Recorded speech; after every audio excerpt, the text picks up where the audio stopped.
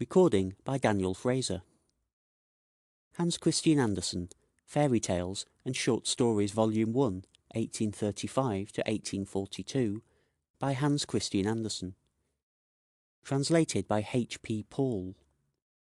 The Tinder Box. A soldier came marching along the high road. Left, right, left, right. He had his knapsack on his back, and a sword at his side. He had been to the wars, and was now returning home. As he walked on, he met a very frightful-looking old witch in the road. Her underlip hung quite down on her breast, and she stopped and said, "Good evening, soldier. You have a very fine sword, and a large knapsack, and you are a real soldier. So you shall have as much money as ever you like." "Thank you, old witch," said the soldier. "Do you see that large tree?" said the witch, pointing to a tree which stood beside them. "Well, it is quite hollow inside, and you must climb to the top, when you will see a hole, through which you can let yourself down into the tree to a great depth. I will tie a rope round your body, so that I can pull you up again when you call out to me." "But what am I to do down there in the tree?" asked the soldier. "Get money," she replied. "For you must know that when you reach the ground under the tree, you will find yourself in a large hall, lighted up by 300 lamps. You will then see 3 doors, which can be easily opened, for the keys are in all the locks. On entering the first of the chambers, to which these doors lead, you will see a large chest standing in the middle of the floor, and upon it a dog seated, with a pair of eyes as large as teacups. But you need not be at all afraid of him. I will give you my blue checked apron, which you must spread upon the floor, and then boldly seize hold of the dog and place him upon it. You can then open the chest, and take from it as many pence as you please. They are only copper pence, but if you would rather have silver money, you must go into the second chamber. Here you will find another dog, with eyes as big as mill wheels. But do not let that trouble you. Place him upon my apron, and then take what money you please. If, however, you like gold best, enter the third chamber, where there is another chest full of it. The dog who sits on this chest is very dreadful. His eyes are as big as a tower, but do not mind him. If he also is placed upon my apron, he cannot hurt you, and you may take from the chest what gold you will." "This is not a bad story," said the soldier. "But what am I to give you, you old witch? For of course you do not mean to tell me all this for nothing." "No," said the witch, "but I do not ask for a single penny. Only promise to bring me an old tinder box, which my grandmother left behind the last time she went down there." "Very well, I promise. Now tie the rope round my body." "Here it is," replied the witch, "and here is my blue checked apron."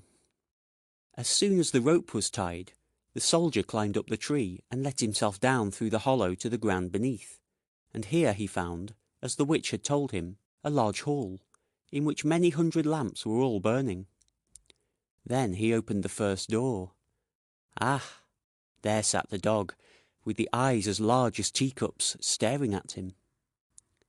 "You're a pretty fellow," said the soldier, seizing him and placing him on the witch's apron, while he filled his pockets from the chest with as many pieces as they would hold.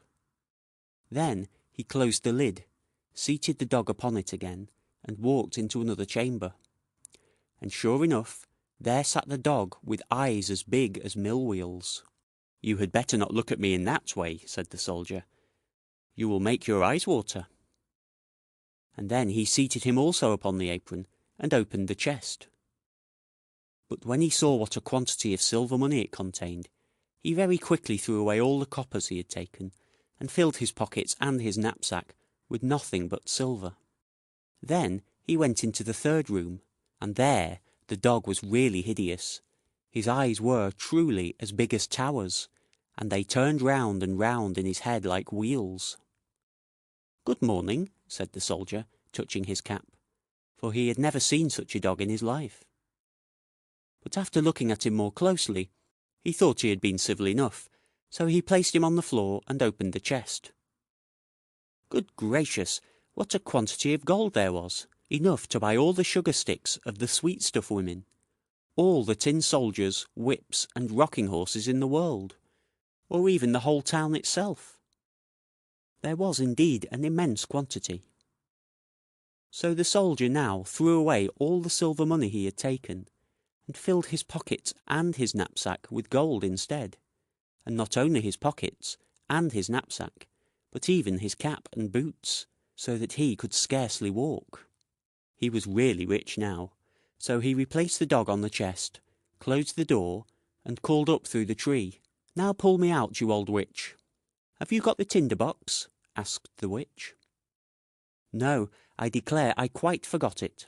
So he went back and fetched the tinder box, and then the witch drew him up out of the tree, and he stood again in the high road, with his pockets, his knapsack, his cap, and his boots full of gold.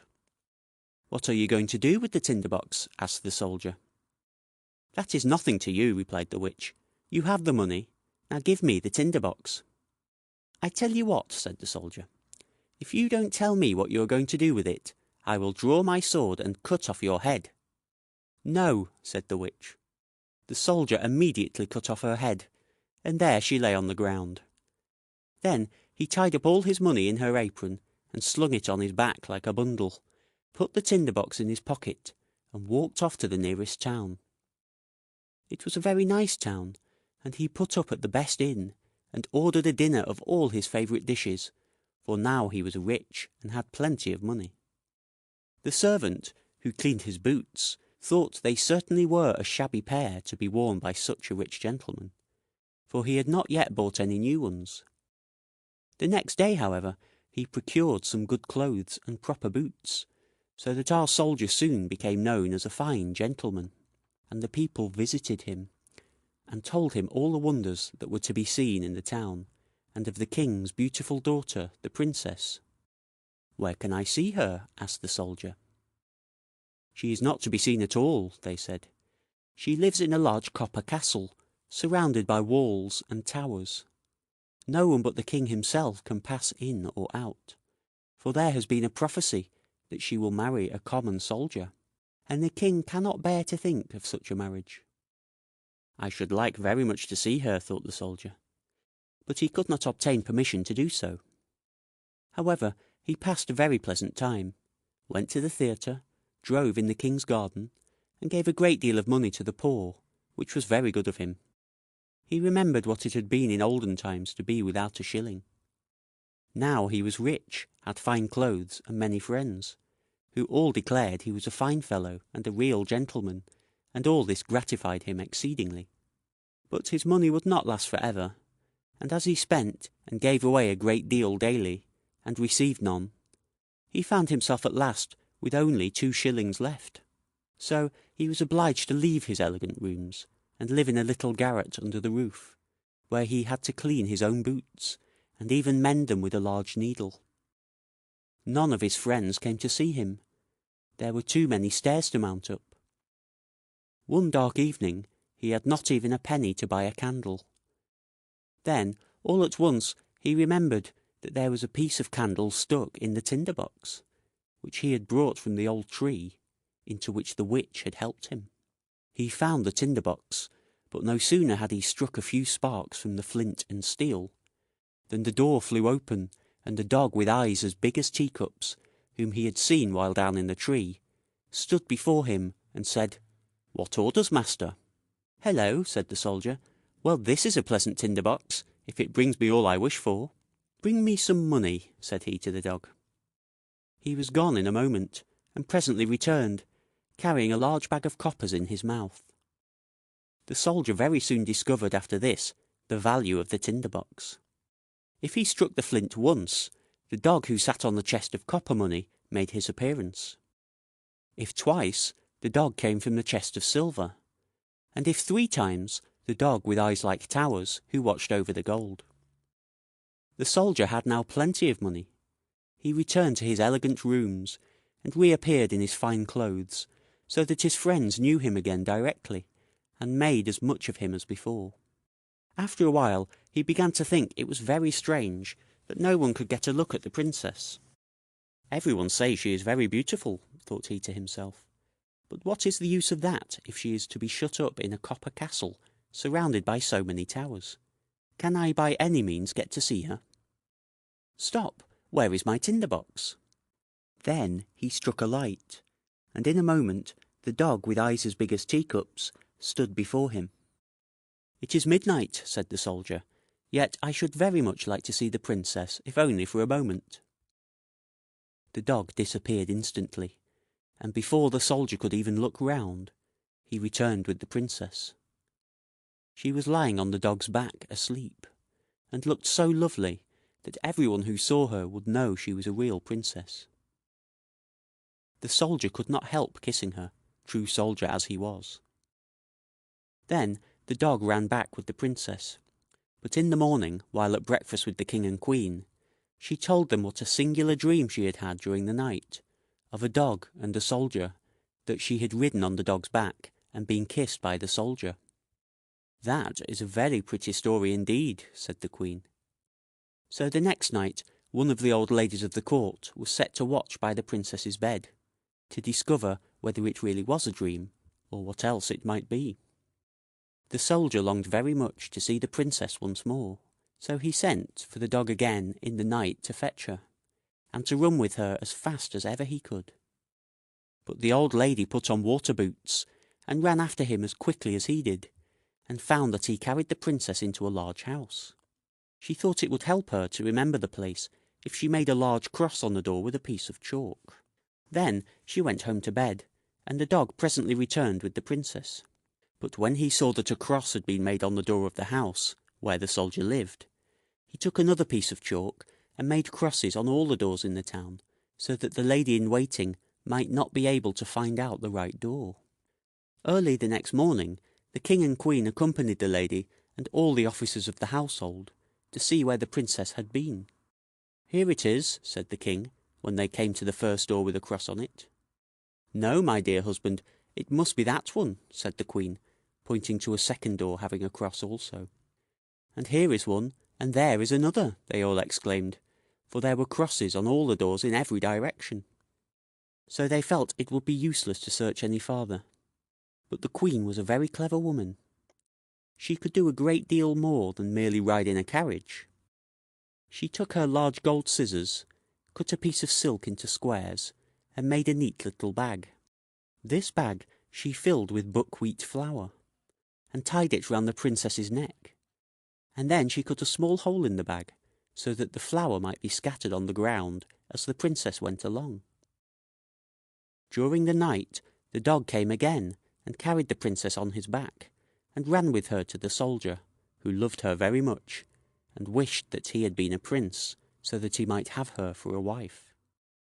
The dog did not observe how the flour ran out of the bag all the way from the castle wall to the soldier's house, and even up to the window where he had climbed with the princess.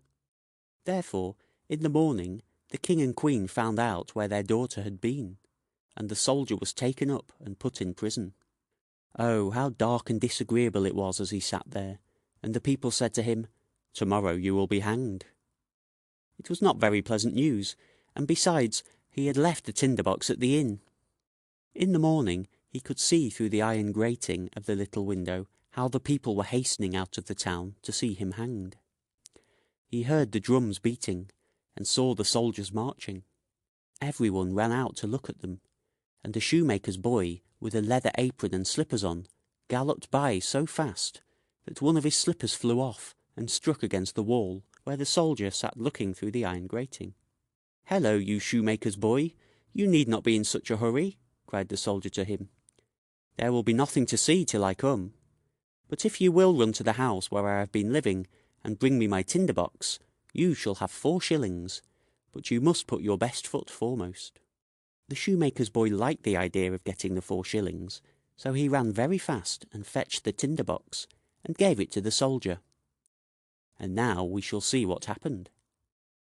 Outside the town a large gibbet had been erected, round which stood the soldiers and several thousands of people.